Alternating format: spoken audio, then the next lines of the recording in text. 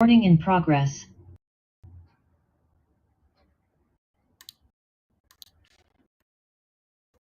Recording stopped. Recording in progress.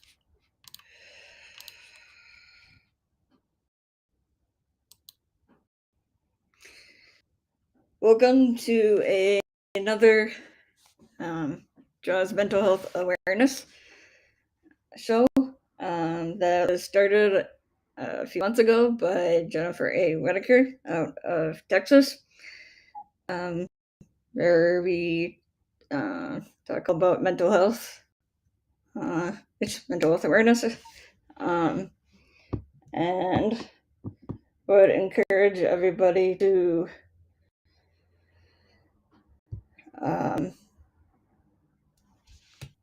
check out all of our social media, the JAWS Coffee Chat social media, and JAWS Mental Health Awareness. And I am Emily, kind of the podcast engineer, co-host of the show, along with Kurt Roskopf. And today we have a special guest on who we had last week as well. So we're happy to have her back, Melanie Overkirka. So hi Melanie, welcome back to the show.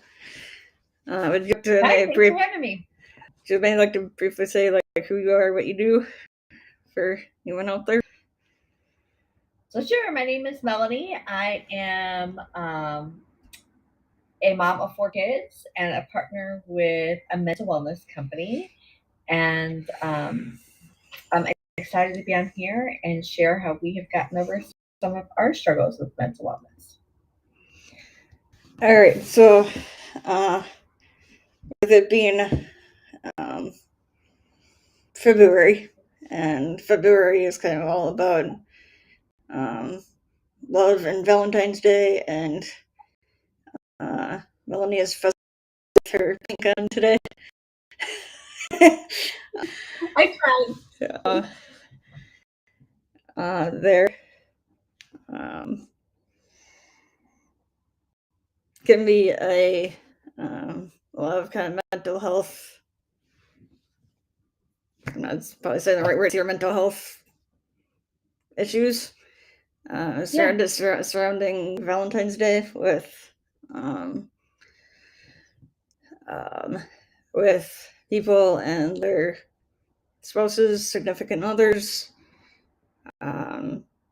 if there is one, and Valentine's Day can be kind of a challenge for some people with, especially if their spouse or significant other is like overseas, military overseas, or if they passed away from a condition or in some kind of accident or anything like that, for whatever reason they're not here. Or even maybe if somebody is around but has like an illness. So Melanie, what are your kind of thoughts or kind of this topic? Well, I can't imagine. Yeah, I can't imagine being without my husband. So imagining what other people feel during having, like, he's my best friend. He's my everything. Right. So I can't even imagine. But there is something called broken heart syndrome, right? Right. So when you lose somebody, it's your heart just breaks in different ways. And how do you recover from something so tragic, right? Whether it could be a loss of like a spouse, a loss of a family member, a loss of a child, a loss of somebody just means so much to you. And your heart breaks, it can be a hard thing to get over, a hard thing to recover from. Have you ever lost anybody like that, Emily? I know I have a couple, but yeah. I've lost grandparents and that kind of thing, but it was not like I was like extremely close or anything like that. Like some people have, are really close to their grandparents or another family member, and so it'd be a little bit harder for them. I'm not saying that it wasn't hard for me. I mean, it was a little bit, but I think probably like the closer you the person, or I guess maybe even depending on what you even depending on what the connection is or how close you are to the person, depends on how hard it is for you. Or maybe not even be able to prepare. Maybe something so sudden. Yeah. That it like a traffic accident, or car accident, or anything that was. Different people here. Suicide is another one. We're talking about mental health, awareness. Suicide is a huge one. Yeah, it's been a huge. So many people. Yeah, it seems like it's one, at least as of late. One of those things that are kind of higher up on the more common list of. Well, did you know in MLMs and direct sales that the suicide rate is very high? I'm not sure, but I guess I'm not. No, it is. I know. I'm not saying that you're. I guess. No, it's crazy. I guess I mean, I'm not. I guess I never really totally thought of it, but I'm not totally surprised that it is. Yeah, it's not something that you really think of because it's not easy being even. So sometimes you think of suicide as people who have mental awareness, but maybe you're even struggling with like your career or a path you want to go on. You just don't know. I mean, I had a well, actually, suicide kind of hit home a little bit because one of the people in my autism group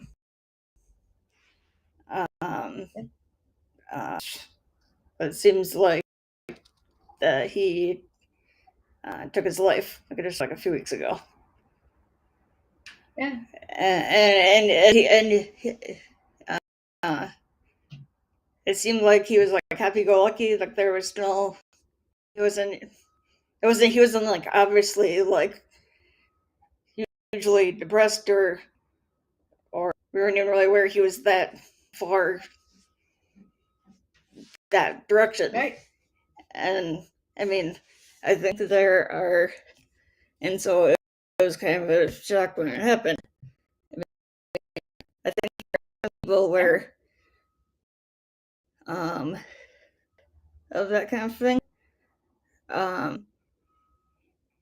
But it's not to the point where they're actually doing it or it actually happens. But then there are other people where like for this person where it's showing really well symptoms or obvious symptoms and then just out of the blue happens. Right. And so I think you never really know. Well, you can use Twitch, for instance, right? Twitch, who was Ellen DeGeneres' sidekick.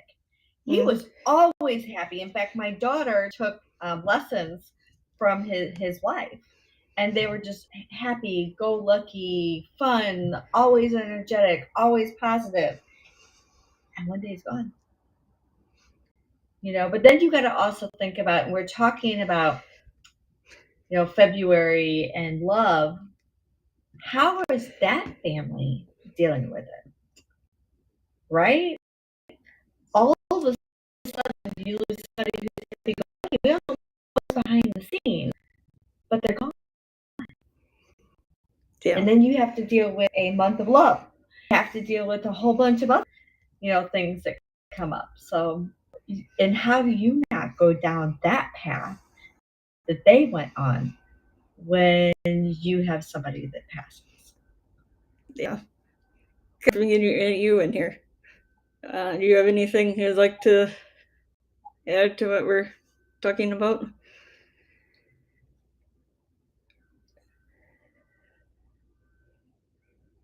Okay, I think we're having a little bit of a freezing issue here, but like Liz says, a Disney Channel, but there are so many children, not only for children, but for parents. Yeah. Okay, Aaron, I think you're starting to hear you there.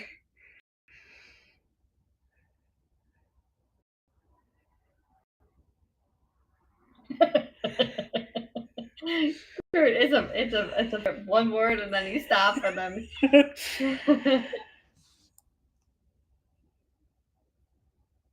He's smiling at least. He's So am I coming through okay now?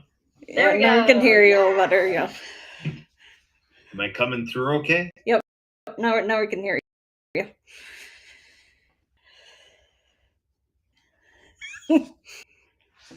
So yeah. So basically with February 6th, today on Monday, today is On Time to Talk Day. Help raise awareness about mental health and be a part of changing the narrative. So, Emily, what does that mean to change the narrative?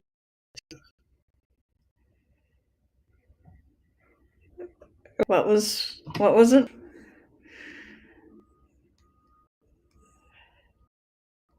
On Time to Talk, help raise awareness about mental health and be part of changing the narrative. Time to Talk today, dates year to date, day 2023, February 6th. It's Monday, so that's reflecting today. So what does it mean to change narrative? Well, just kind of changing the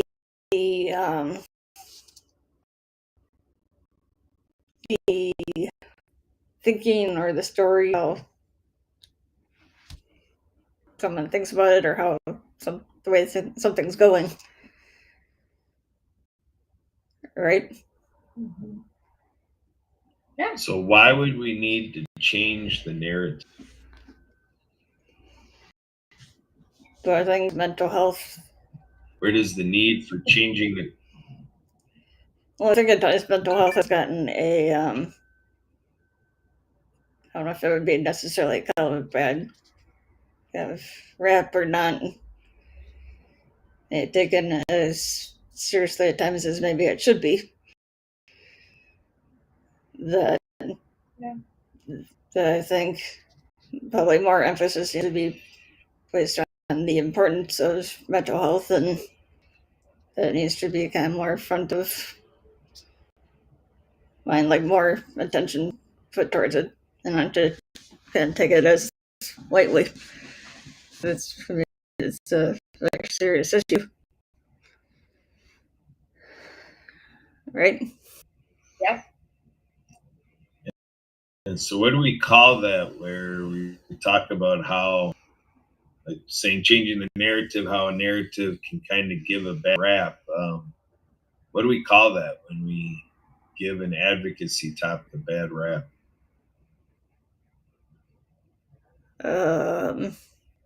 What we call it stigma. Right, yeah. So, because we tie the people going through the experience. Right, Melanie? Stigma? You kind of broke up a little bit there, so I'm trying to hear. I'm trying to piece together the words, so that's what I was trying to do. The only thing I can do is show them positivity and love, and hope that one moment, that one day, that one time they met me, that they remember that somebody cares and loves about them, and hopefully they'll carry on. And there's like the whole thing of you never know the impact you have on you might not always know the impact you have on somebody else. So whether that's like just a compliment or a smile or anything like that any kind of little thing you do like that helps or could help. Yeah. Okay, and you may not always know or realize how that may or may not help somebody. Well, it's true, because I remember I smile at everybody, make eye contact with people and smile all the time, because that's how I want people to treat me, right? And I remember there was a senior citizen who stopped, and I smiled, "Hi, how are you?" And they said, "Thank you for giving me that smile today. That's exactly what I needed," and then walked away. So you never know who you're going to impact. I mean, I've come across it before where it's been the opposite, but I just skipped away like, I'm not going to not smile because you're having a bad day. Sorry. But yeah, I mean, always giving the love and always love and always, treating people how, because I sometimes need to on a bad day. Mm-hmm.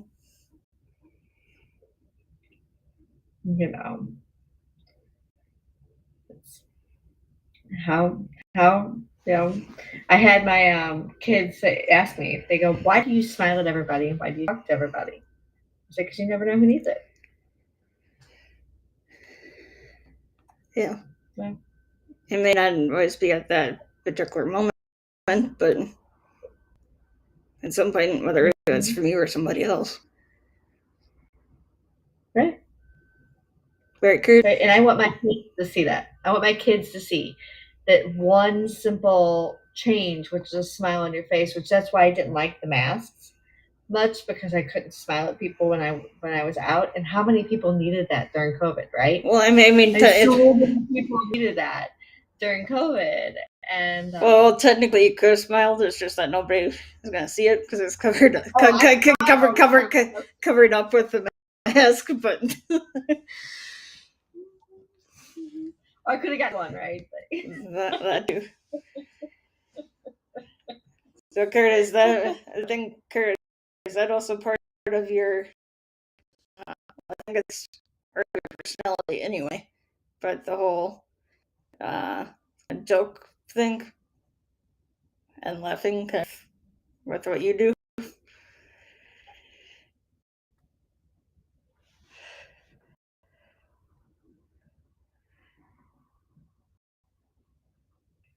With what I do, keep going with that. What is it that I do? Well, no, you're always like giving. I think me especially, but I think there are other people like giving people a hard time or anything like that. Like getting everybody to like smile or anything like that. I think it's a personality thing, but more or less. But I think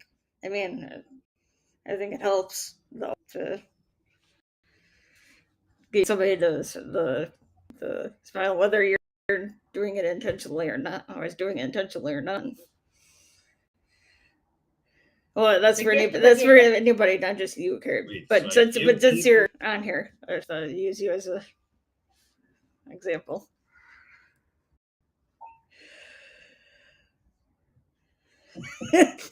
Wait, so let me catch this. You're saying that through giving people a hard time, I get people to smile. Well, I don't know if it's just with giving people a hard time. I don't know if it's just the giving of time, but just I don't know what it is. I had to explain it really. No,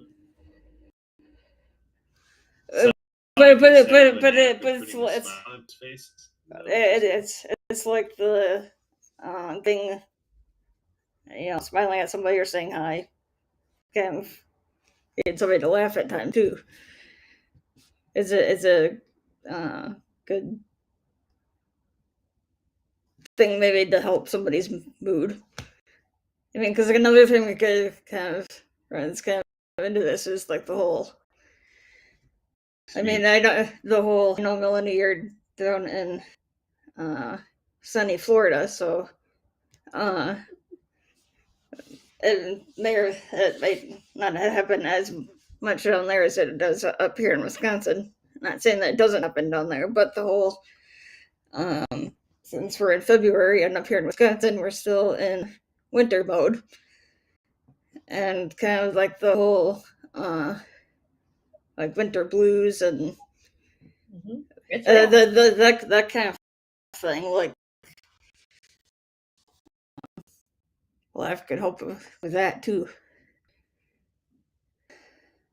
right, Kurt?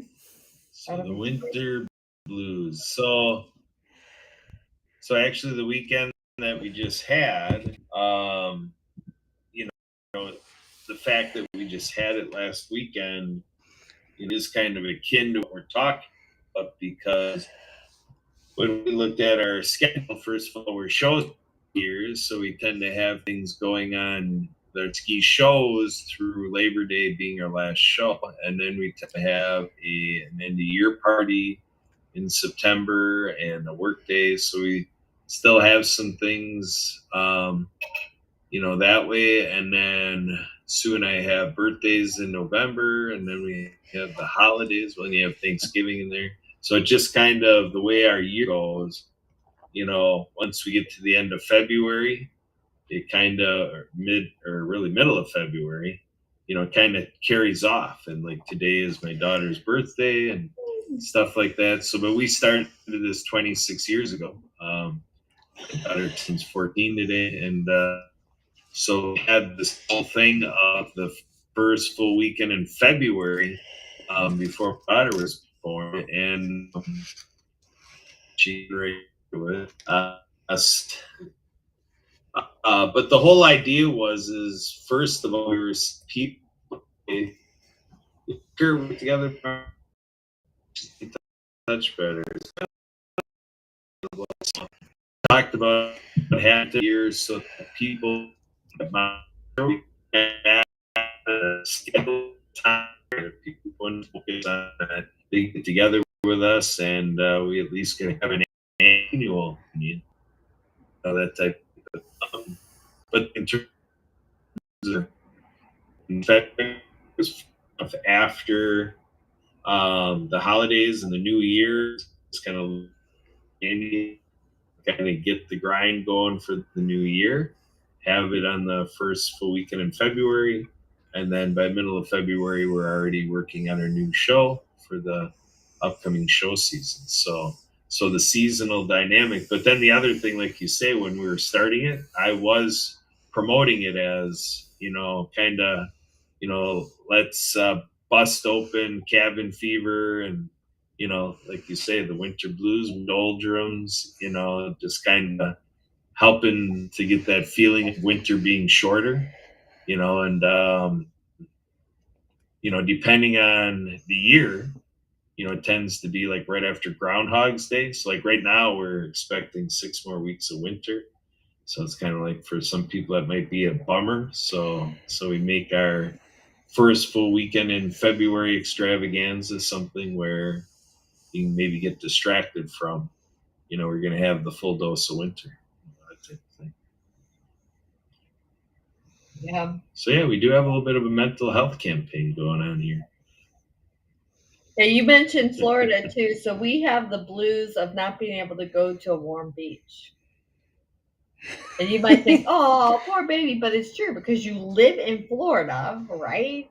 So you're expecting to go to the beach. But when we went our second year down here, what I was shocked about, because we've only lived here 4 years, is that the sand was cold. I expected it to be warm down in Florida, right?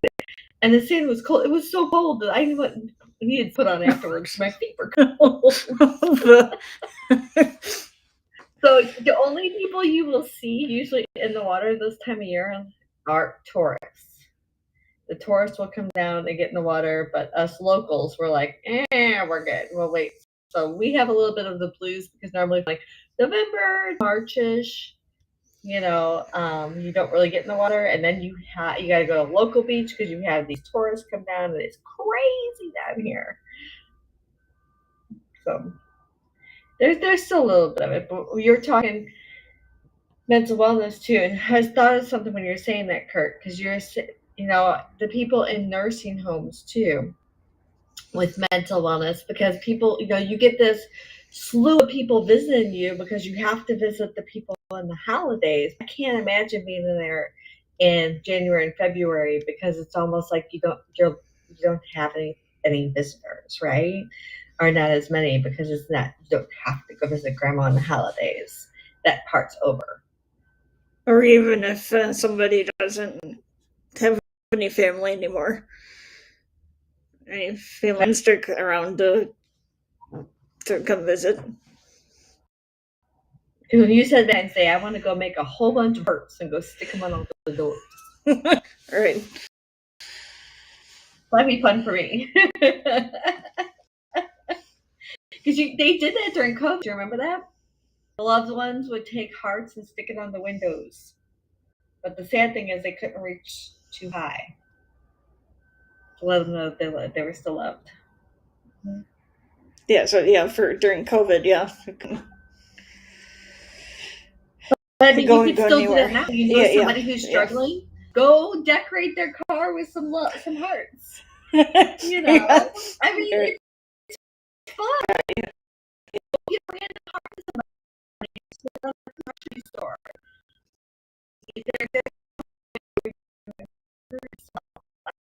Even if you don't appreciate it, it doesn't matter. It'll help you out. Yeah. Yeah, the good feeling you get when helping somebody. Yeah, you always hear the coffee behind, but you don't have to buy coffee. You can do something. So I have a Jeep, Okay. and we do Duck Duck Jeep. I don't know if you've heard of the Duck Duck Jeep. I think so. So you buy these little rubber ducks, and you put it on somebody else's Jeep that's near you. I get so excited when I get these ducks. I'm like, I'm going. I can so imagine you. You can imagine. Yeah, you I'm get all excited about that. But I mean, it's a silly little like $2 or less rubber duck, right? But it just makes you happy. So something as simple as leaving a heart for Valentine's Day on cars can really change your lives. Or even if it's like anything else, like there's always like chocolate and the other. Well, chocolate, you gotta be careful in Florida. Well, yeah, true. Yeah, depending on it. Well, yeah, depending on where you were, you have to be careful about where you leave it and that kind of thing. But otherwise, you don't want chocolate melted over.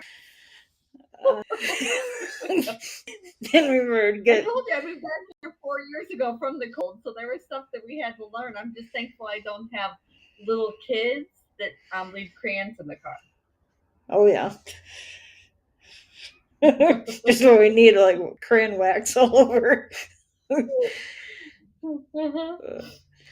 little things that you don't think of. Or another thing, you said, Emily, you have autism, right? Mhm. So in the grocery store, and a child with autism is having a meltdown, and they bring out their phones instead of asking if they can help with the other children. You Yeah. know, so that's another way. It's the mental health obviously is not great, but the mental health of a parent that's going through that at the time is not great either, because it's very embarrassing. Yeah. To have something like that happen. So, different ways where you can help parents that have disabilities. So do you have any suggestions for that? Because, autism didn't all of a sudden pop in your head, right? Yeah. But what do you think are some ways that maybe if I see somebody whose child is having a mental, I don't even know how to put it, that we can help without like and I don't know how to say it. What are some ways we can help?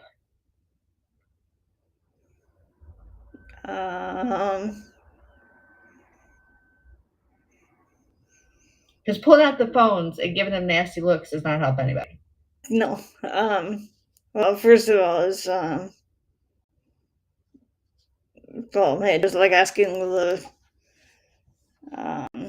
either saying something to the parents about if there's anything like that they could do, or depending on maybe somehow like kind of like engaging any of the other. I don't know if there are any other kids or anybody else with them, or even Distracting them.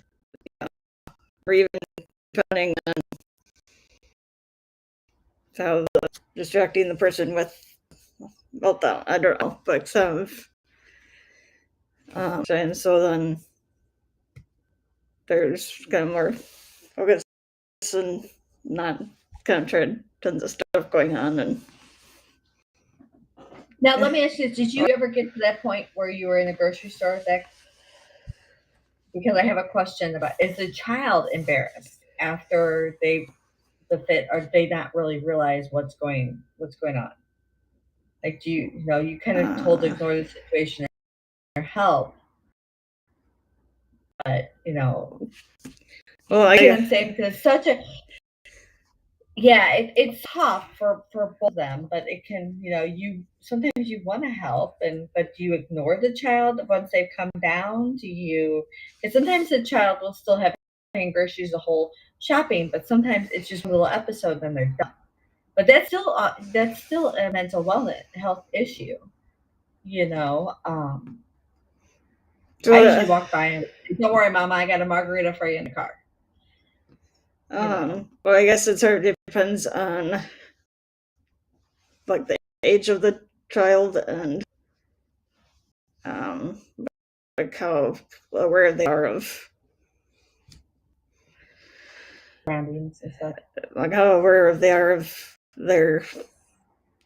how they're feeling, and if there's been like a diagnosis yet or not, or kind of anything along those lines. It's expensive for parents to get help, right? Mhm. Sometimes it's expensive for the parents to get proper help. Yeah, or even maybe not always knowing like who to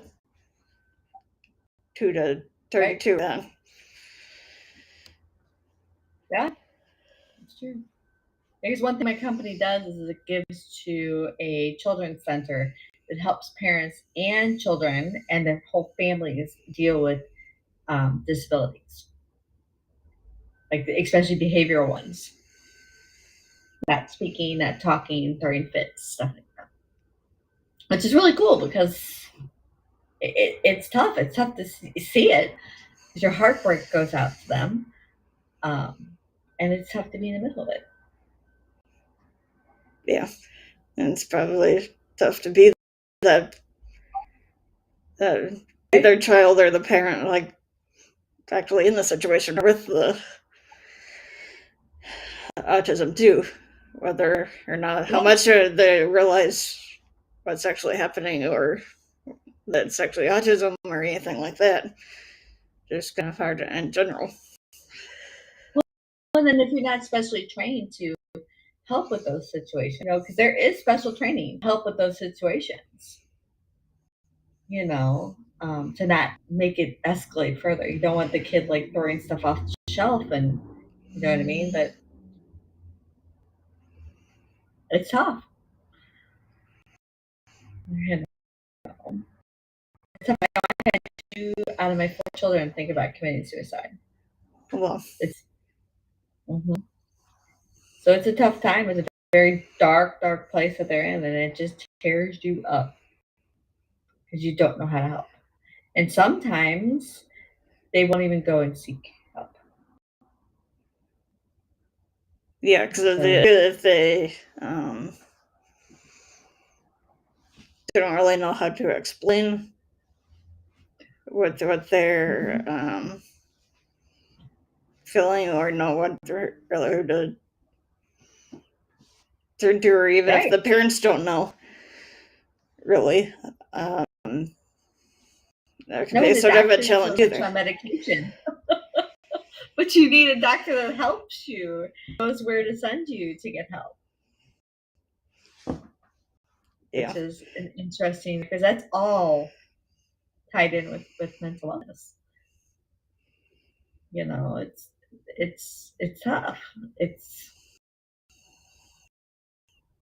you got veterans too. That's a mental issue that my heart breaks out to. My heart just opens up.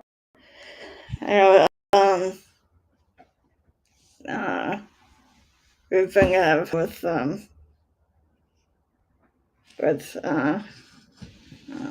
veterans the last little while here.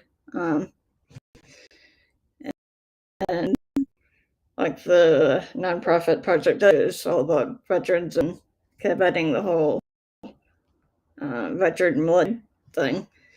And just in the last couple of years, even though I don't know how much Kurt said, but I didn't really thought of it before this, but we've just learned in the last years that the number's been going up. I mean, it used to be 22, and now it's like doubled that just within the last year or two here. Right, Kurt? Is there anything you want to say about veterans and mental health and what we've learned the last couple of years about that?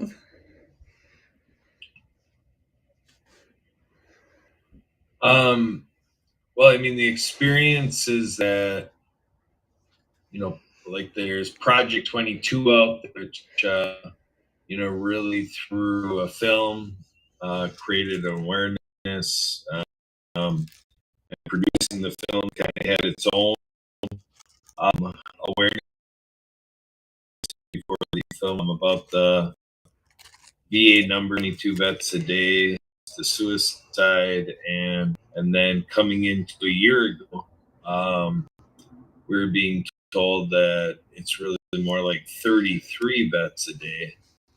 So the numbers are kind of, showing that increase, which is pretty significant and very troubling, because to take a decade to work on an issue like this and to have it go so far the wrong direction, it's just really concerning, to look at humanity and to say, really, what are we doing? And then the number 44 comes into it. So it's two parts to that, with the statistic of 33 a day, the idea is it's like, well, every 44 minutes, we lose a veteran. And then some people are even saying with that number 44 that actually the overall statistic is reaching that type of a number where it's like 44 veterans a day, we lose to suicide. So it's just really a ginormous number that is just really, really unfortunate that it's that pervasive and that we as a society haven't figured out, how to, get over and above this issue. And so to me, it just really calls for an overhaul of just really how we build our days and our communities and our organizations and our relationship with ex-military veterans. We learn that, veterans, like in job search, a lot of times purposefully exclude their identity of being a veteran. I was talking about stigma. I mean, there's actually like a stigma to it. And then there's also a corporate issue with it because there are incentives for hiring a veteran. But then in terms of keeping that veteran ongoing, there's an issue there. So veterans run the risk that, okay, they might land a job, but, they might go a part of a year and be let go because all of a sudden the incentive isn't there, that type of thing. So not to complain about the incentive, but just this, there's an issue in the corporate realm and in the business realm and with work and so workplaces and HR practices as far as our veterans are concerned. So I think our nation in the USA here needs to take a look at, how are we really going to give that issue the respect it deserves? And then, like a lot of these issues, once you start to champion that demographic of veterans, it spills over that all of a sudden we learn a lot about how this issue is pervasive for everyone, and so on and so forth. The largest healthcare crisis known to humankind, I think we covered last week, being isolation. So it's the idea of just being available. The old adage of we got 2 ears, 1 mouth. The idea is that we need to double up on using those ears and allowing people to share their story, their experiences. I lost a community volunteer a couple decades ago. Used to serve on the fire department, he lost his life to suicide, and I lost a cousin to suicide, and got another friend who is a survivor of you know of the suicidal ideation, and we have Brian Gibson with Project iHeart, with this serving the issue of veteran suicide. He's passionate about it because he's a survivor. Well, yeah, veteran, but the thing of suicide ideation. Yeah, he like was it's in that place, and surviving fortunately, his prayer life. like surviving a suicide attempt.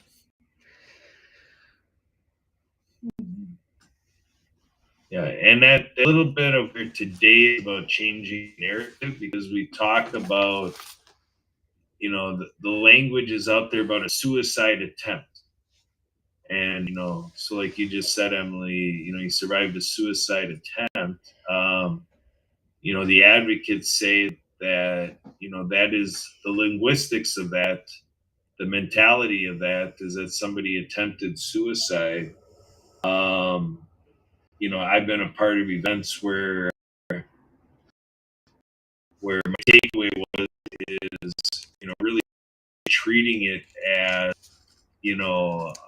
together with other experiences. It's like it's a brain issue.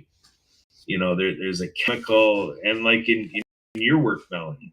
Yes. There's the idea of how our glands work, how our hormones work, and how serotonin and melatonin and all of these chemical, how that all works, and it's a very real physical effect, with our fight and flight response, and so our autonomic system. I mean, these are things which affect our actions. Yep. And so the act of suicide becomes something, I guess the way I relate to it, it's like some people can be hypnotized, and it's like they go ahead and do something that the hypnotist will say it's nothing that they wouldn't do anyway, but it's just the suggestive nature and being hypnotized that they're easily influenced, but it's something that they would do.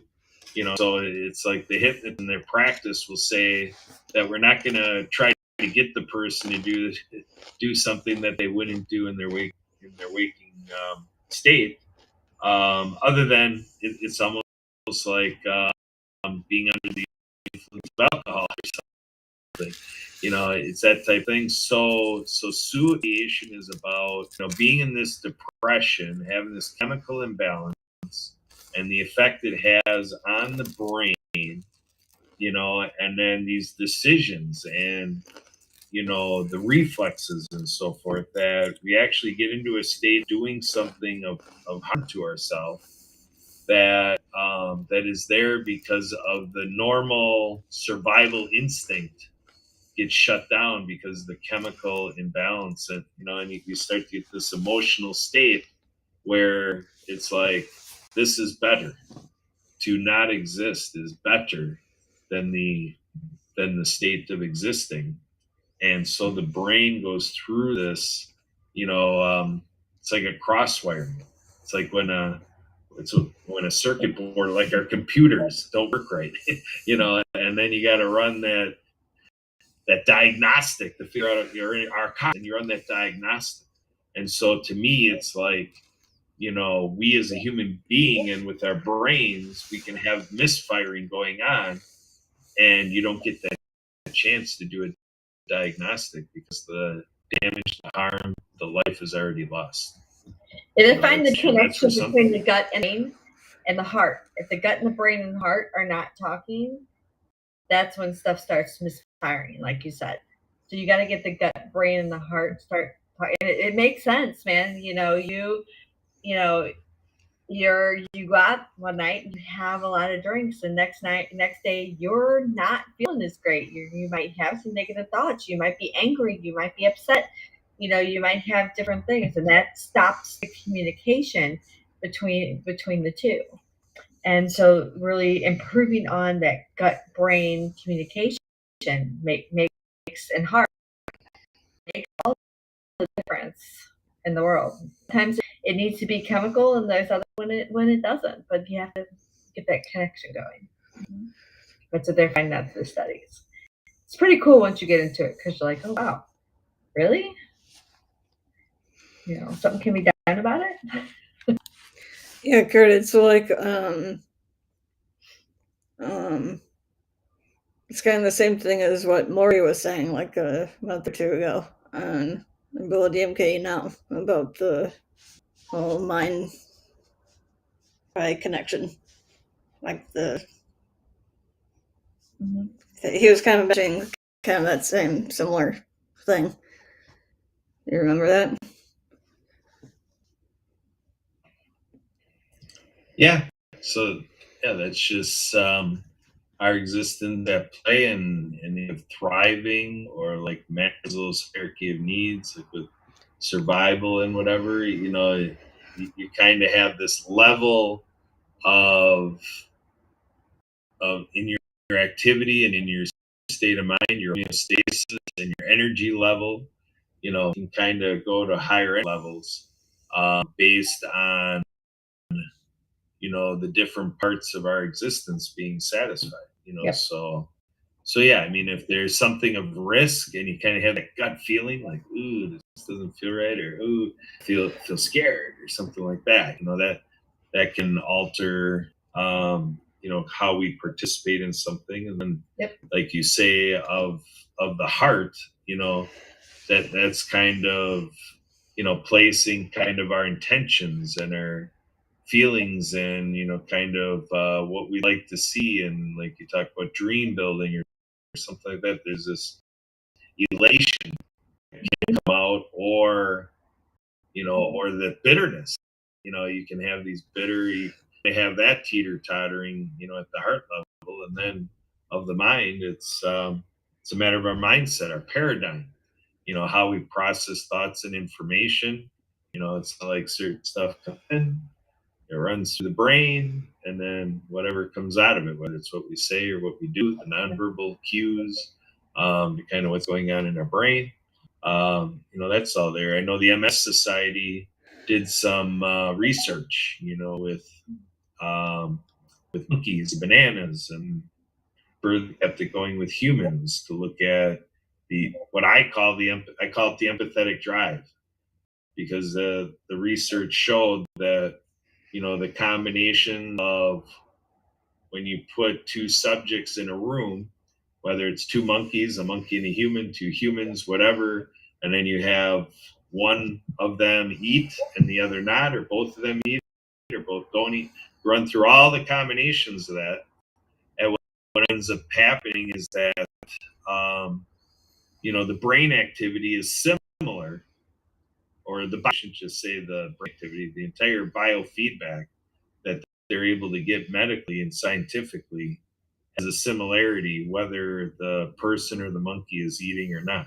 So there's something of watching somebody eat that our experience is so close to actually eating that it creates biofeedback, to the same degree. So this is showing that there's evidence for, like, if we talk about mental health and the brain health, and like the stuff behind your identity is, you are happy girl.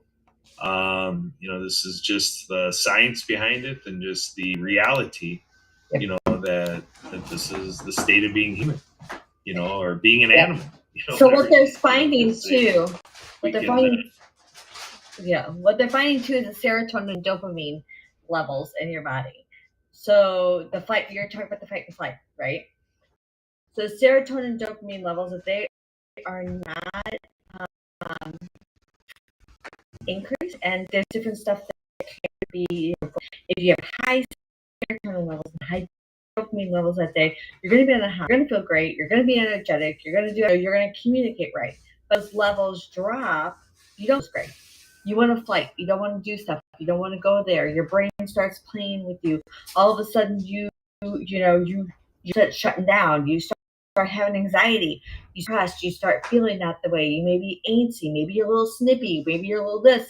And so bringing those levels up, and there's many things that you can do to bring those levels up, but how do you get that to stay up there so you feel have more better days than bad days? And that's the trick, is getting the serotonin, dopamine, endorphins, all that revving up, so it's firing and communicating between your whole body, and really feeling to the best as you can feel every day. Because if you're not at your best, your family's not at your best, your work's not at your best, the people you're coming to are not feeling great. So it's like a chain of no communication between your body and no communication between other people, because it almost stops everything. So it's really cool once you start digging more into what the serotonin and dopamine levels, how to do it. Because I remember one time I don't think I have it right near me, but it says, I do yoga, I drink green tea, I meditate, and I still want to punch somebody. And it's and that's kind of what we're talking about, right? Because you think you're doing everything right, and you do everything that you find on the internet because you're not feeling right, but you're still not there. How do you help yourself get to have more good days than bad days? And I know I came from a very dark place not too long ago, and I had a lot of dark days. I too thought a couple times about committing suicide, but it was a matter of, how do I find, that picture I just said, I want to drink green tea. How to stay out of that state to where, you think you're doing everything right, but you want to feel that time all the time. So that's where some of the fight and flight comes as well.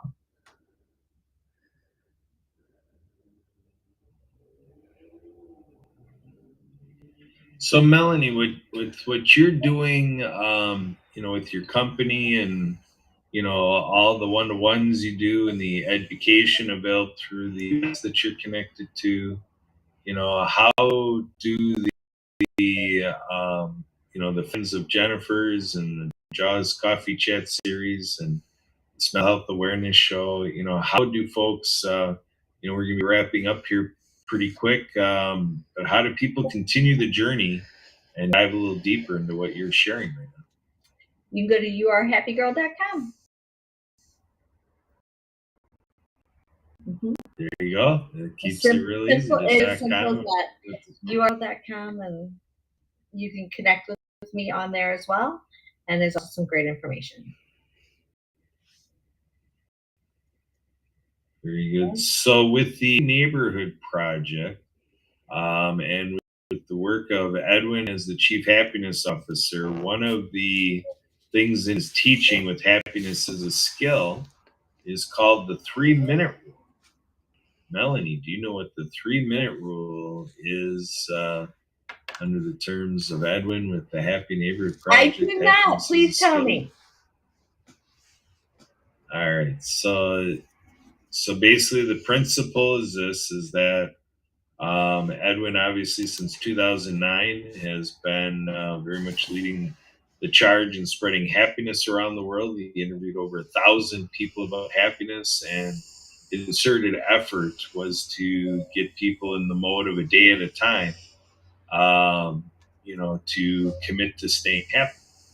So the idea is, he'd have a conversation, and this is with strangers, just like go out into the public and just strike up an interaction with a stranger, and then just talk, and then leave the conversation with, would you be willing to do me a favor? And then what's the favor? Would you be willing to commit to me that for the next 24 hours that you will be happy? And at the end of the 24 hours, do it over again. And then, just kind of insinuating that cycle one day. Yeah. So then the 3-minute rule is that when life throws you a curveball and your happiness is challenged, and you kind of feel this disruption to your happiness, to go ahead and take on the 3-minute rule, which means you get 3 minutes to do whatever you need to do.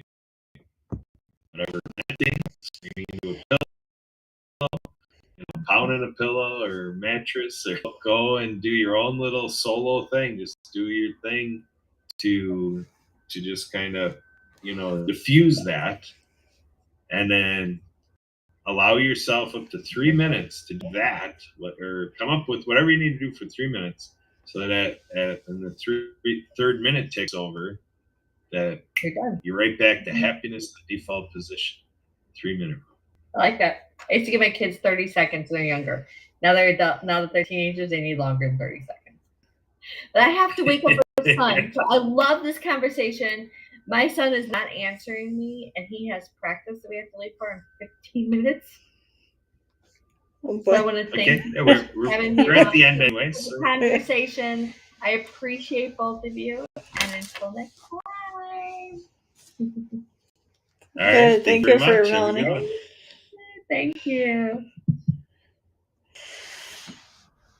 Thank you, Kurt, for the wonderful conversation, and Melanie for coming on.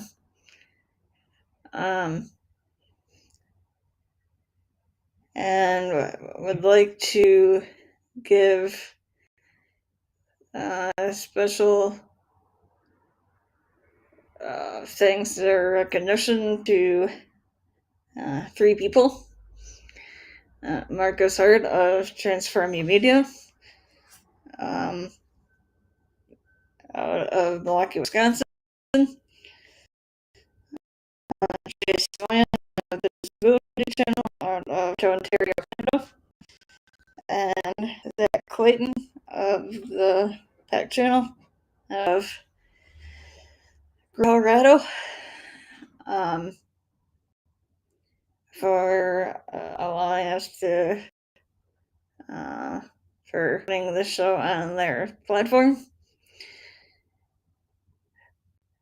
And would also encourage everybody again to check out all of the Jaws Coffee Chat social media pages and YouTube channel, and to subscribe, like, share. Appreciate it. And for anyone who is interested in, we are always looking for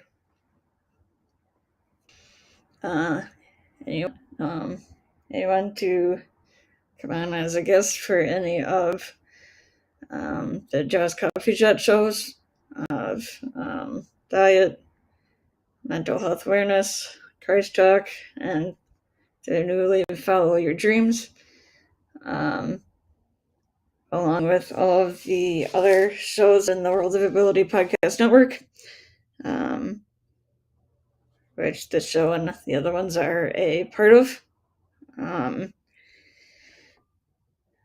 And so if anyone is interested in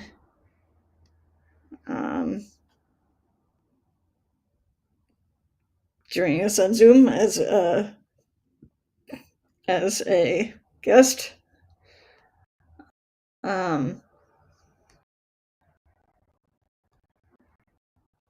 or even look if you're looking to maybe help out any of the Jaws Coffee Chat shows in any other capacity, to connect with us through jawscoffeechat@gmail.com. That is JWSCOFFEECHAT@gmail.com. And we are here every Monday.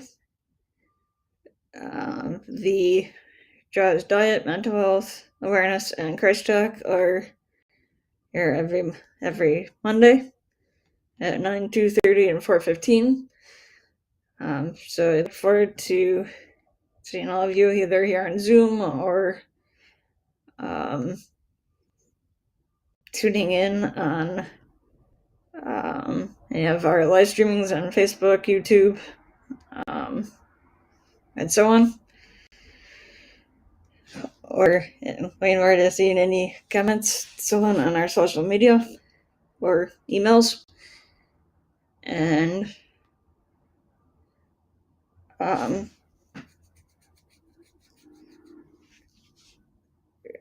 would you like to say anything about the IDH quick?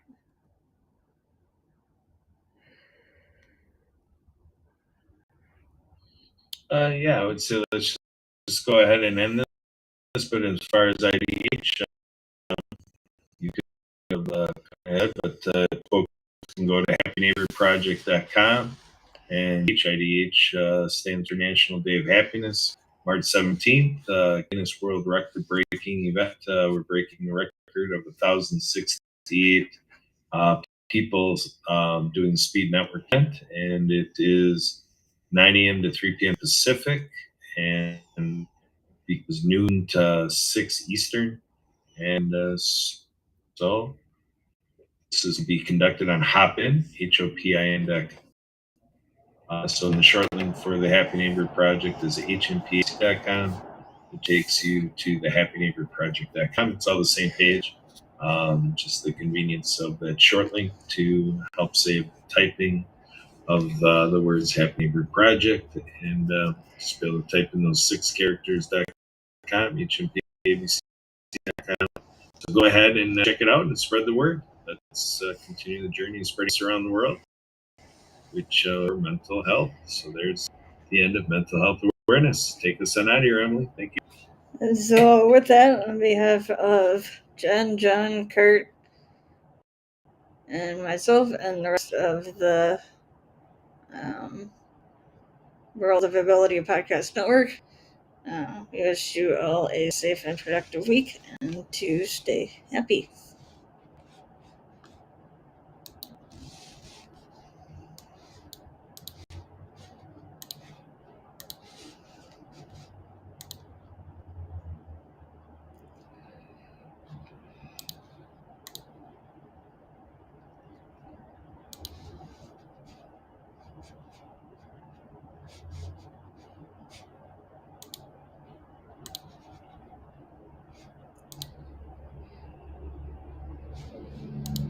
Recording stopped.